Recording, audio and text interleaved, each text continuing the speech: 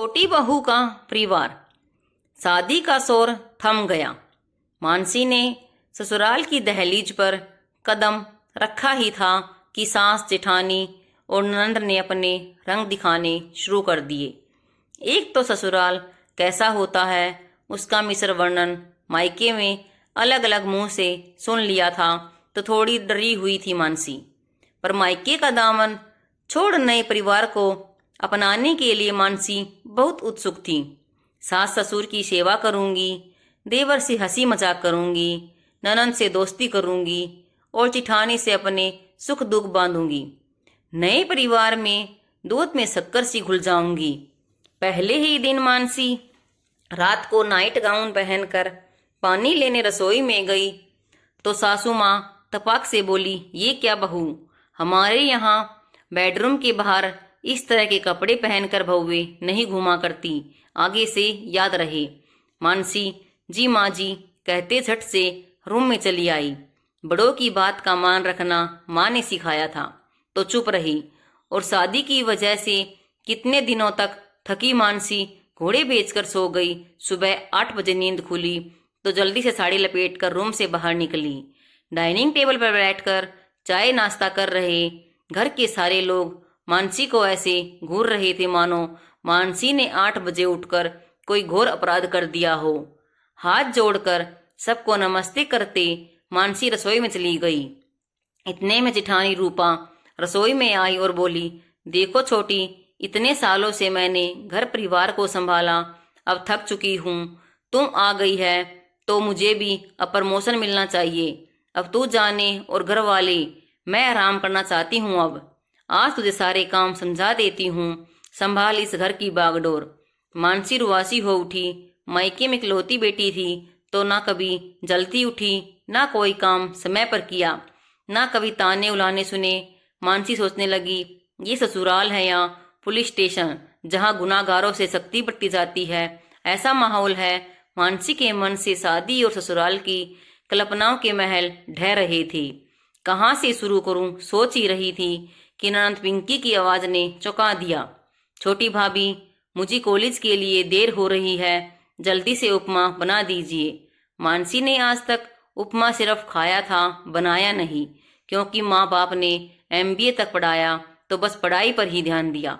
शादी तय होते ही बेसिक दाल चावल सब्जी रोटी ही सीखा था। मानसी ने रूपा से कहा, भाभी आज उपमा सिखा दीजिए, आगे से खुद बना लूंगी। उस पर रूपा ने पूरे घर के सामने मानसी का मजाक बना दिया, ये लो महारानी को उपमा बनाना भी नहीं आता है।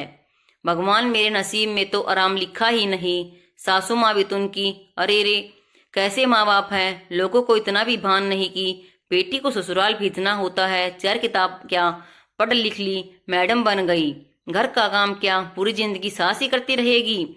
मानसी को अपने माँ पापा के बारे में भला बुरा सुनकर बहुत बुरा लगा और सोचने लगी, सासू माँ ने पिंकी को मानो सर्वगुण संपन्न बनाया हो, ऐसे बोल रही है। उनकी बेटी तो एक नंबर की नक चढ़ी है। मानसी धीरे धीरे ससुराल में एडजस्ट होने की कोशिश कर रही थी। अपनी तरफ से हर किसी को खुश रखने की कोशिश में खुद के प्रति लापरवाह होती जा रही थी। सुबह 6 बजे उठकर देवर और पति का टिफिन बनाना, सबके लिए नाश्ता बनाना, पिंकी के कपड़े इस्त्री करना, सास ससुर को दवाई देने से लेकर जेठानी के बेटे को पढ़ाने तक की जिम्मेदारी एक अकेली छोटी बहू के सर पर लाद दी गई थी। सुबह से शाम तक मानसी भाभी बहू चाची के नाम की आवाज पर मानसी घूमती रहती थी। एक डर से गिरी, न ठीक से खाना खा पाती थी, न ठीक से सोती थी। नतीजा, मानसी के शरीर में हीमोग्लोबिन की कमी हो गई और कमजोरी की वजह से एक दिन चक्कर खाकर गिर गई। जल्दी से फैमिली डॉक्टर को बुलाया गया, पर इस बात पर भी सासू माँ ताना कसने से ना चुकी।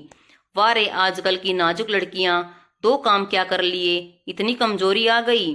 पर डॉक्टर ने सारे घर वालों को लताड़ कर हिदायत दे दी, अगर मानसी के सर से काम का बोझ हटाया ना गया तो घर में आने वाला नन्हा मेहमान खो देंगे। जी हाँ, मानसी माँ बनने वाली है और हीमोग्लोबिन महज 7% हो गया है। सबके चेहरे पर शर्म और खुशी के दोहरे भाव आ गए। डॉक्टर ने हर्ष को डांट कर कहा, कैसी पति हो, अगर पत्नी की परवाह नहीं कर सकते तो भेज दो मायके। किसी की बेटी पर इतना अत्याचार करते सबको शर्म नहीं आनी चाहिए? घर की बहू है, कोई काम वाली नहीं। बहू है तो क्या घर के सारे कामों की जिम्मेदारी उसी की है? मानसी का वजन 7 किलो कम हो गया, बिल्कुल पीली पड़ गई है। घर वालों को तो नहीं दिखा, क्या तुमको भी नहीं दिखा? मानसी को बेड रेस्ट की जरूरत है। अब से सब लोग अपना अपना काम खुद करने की आदत डाल लो। परिवार में सबको अपनी गलती समझ आ गई और हर्ष ने मानसी की माफी मांगते डॉक्टर से कहा, आज के बाद मानसी की देखभाल सारी जिम्मेदारी मेरी। आपने सही कहा, मैं अपना कर्तव्य भूल गया था। सासू माँ ने कहा, छोटी बहू हो सके तो मुझे भी माफ कर दे। ऊपर वाले ने भी मुझे भी बेटी दी है। कल को के साथ ससुराल में ऐसा व्यवहार होता तो जेठानी को भी अपनी गलती समझ में आ गई तो बोली, मानसी सॉरी, देवरानी छोटी बहन होती है, मैं अपने ओहदे का मान नहीं रख पाई। मानसी अपनों का प्यार पाकर खुश होते हुए बोली, आप सब माफी मांगकर मुझे शर्मिंदा ना करें। मैं छोटी बहू हूँ और छोटी ही रहूंगी, बस आशीर्वाद दीजिए, अपना कर्तव्य हमेशा निभाती रहूं। आज पूरे परिवार ने साथ मिलकर मानसी की मां बनने की खुशी में जश्न मनाया। इस प्रण के साथ कि अब से घर का सारा काम सब मिलकर बांटकर करेंगे। अब मानसी को ये परिवार अपना लगने लगा था।